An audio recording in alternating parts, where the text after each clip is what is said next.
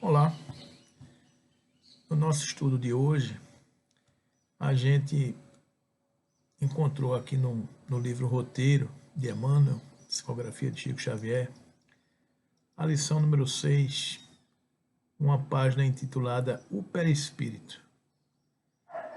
E para nós que somos espíritas, nós já nos familiarizamos com esse conceito de saber que somos espírito, corpo, interligados por uma camada, por um ser chamado perispírito.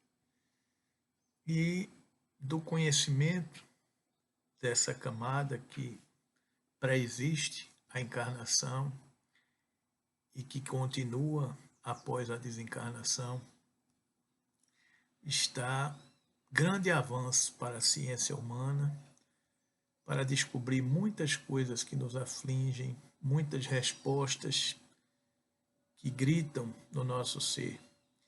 O conhecimento do perispírito, desse atributo do espírito, dessa camada do espírito, fará a ciência dar grandes saltos. Modelo organizador biológico, como nos chama Jorge Andréa, é um elemento que guarda todas as informações que o nosso espírito arquiva ao longo de suas existências. Então, Emmanuel descreve assim: como será o tecido sutil da espiritual roupagem que o homem envergará sem o corpo da carne, além da morte?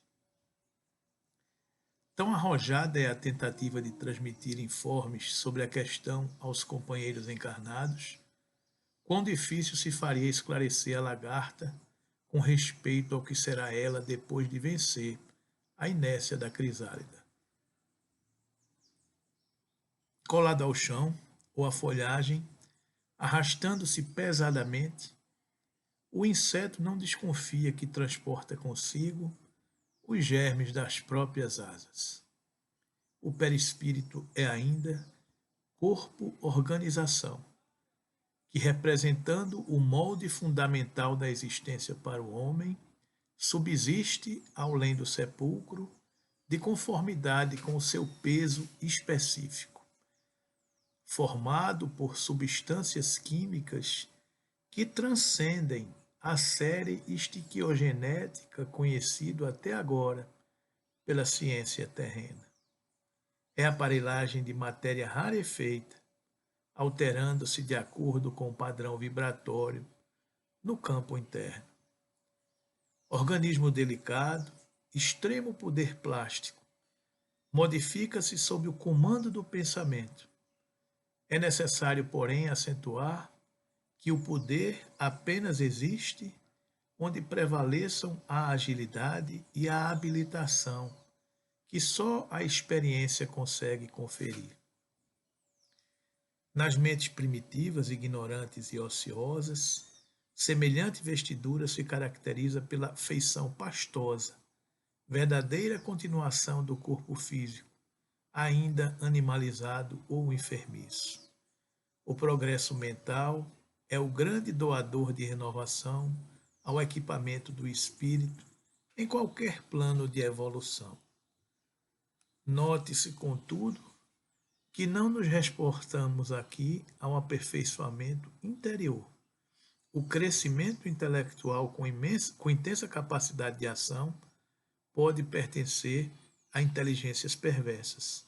Daí a razão de encontrarmos em grande número compactas falanges de entidades libertas dos laços fisiológicos, operando nos círculos de perturbação e da crueldade, com admiráveis recursos de modificação nos aspectos em que se exprime. Não adquiriram ainda a verticalidade do amor, que se eleva aos santuários divinos nas conquistas da própria sublimação, mas já se iniciaram na horizontalidade da ciência, com que influenciam aqueles que, de algum modo, ainda lhes partilham partilham a posição espiritual. Os anjos caídos não passam de grandes gênios intelectualizados com estreita capacidade de sentir. Apaixonados, guardam a faculdade de alterar a expressão que lhes é própria, fascinando e vampirizando nos reinos inferiores da natureza. Entretanto, nada foge à transformação e tudo se ajusta dentro do universo para o geral aproveitamento da vida. A ignorância dormente é acordada e aguilhoada pela ignorância desperta. A bondade incipiente é estimulada pela bondade maior. O perispírito, quanto à forma somática, obedece às leis de gravidade, no plano a que se afina. Nossos impulsos, emoções, paixões e virtudes nele se expressam fielmente. Por isso mesmo, durante séculos e séculos, nos demoraremos nas esferas da luta carnal ou nas regiões que lhe são fronteiriças, purificando a nossa indumentária e embelezando-a a fim de preparar, segundo o ensinamento de Jesus, a nossa veste nupcial para o banquete do serviço divino.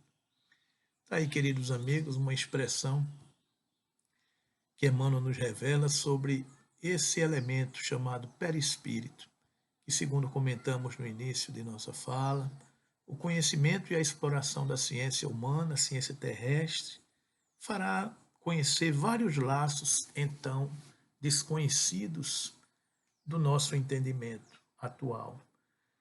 É o modelo organizador biológico, porque desde o momento da fecundação, a gente pode saber, já pela leitura das obras de André Luiz, que nos facilitam e nos fornecem muitas informações a respeito do perispírito, do corpo espiritual, desse ser, como está bem descrito no Livro dos Espíritos, da mesma forma que um fruto tem que protege o perisperma, que protege o núcleo de um fruto, o espírito tem uma camada que protege o espírito, chamada perispírito, que dá forma a esse espírito.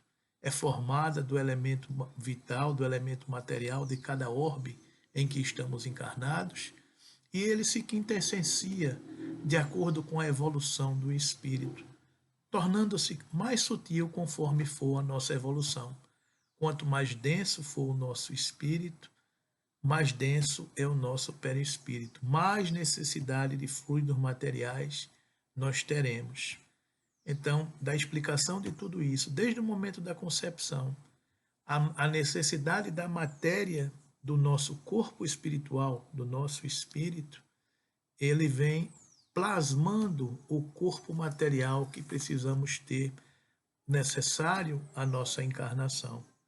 E como ele está ligado molécula a molécula ao nosso corpo físico, o nosso processo de desencarne também, tanto mais sofrido será, quanto mais pontos de ligação tivermos do nosso perispírito ao nosso corpo físico. Mais tranquilo será o nosso desencarne, o nosso passamento, quanto mais desprendido nós estivermos dos laços que ligam o nosso corpo espiritual ao nosso corpo físico, o nosso perispírito ao nosso corpo físico.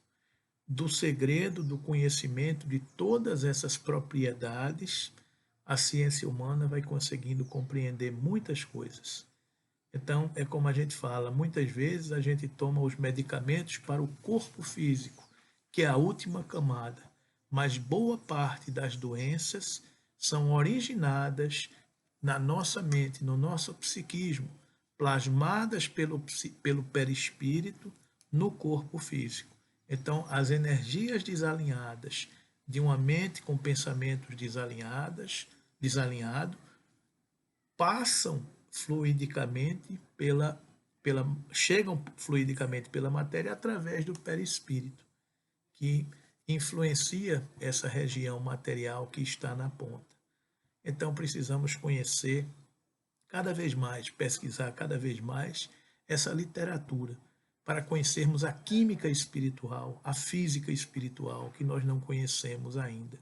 Porque quando dizemos que o espírito permanece vivo, ele permanece vivo com as suas características. E a roupagem que nós enxergamos para os espíritos desencarnados. Na verdade, o que nós vemos, o que os médiuns veem, é o corpo espiritual, o perispírito, que tanto mais luminoso será, quanto mais evoluído ele for. Tanto mais denso será, quanto mais atrasado, quanto mais ligado às sensações da matéria ele for. E das características e propriedades desse elemento intermediário, nós aprenderemos muitas coisas que estamos em tempo de já começarmos a aprender. Que Jesus nos abençoe para podermos compreender esse ser que somos nós, corpo, espírito e perispírito. Isso porque nós não falamos ainda nas outras camadas, porque ligando o perispírito ao corpo físico, ainda tem uma outra camada chamada duplo etéreo, ou corpo astral. Ligando o perispírito ao espírito, ainda tem uma outra camada chamada campo espiritual ou campo mental. Envolvendo tudo isso, tem uma outra camada chamada aura, a expansão do pensamento, do psiquismo, de tudo isso.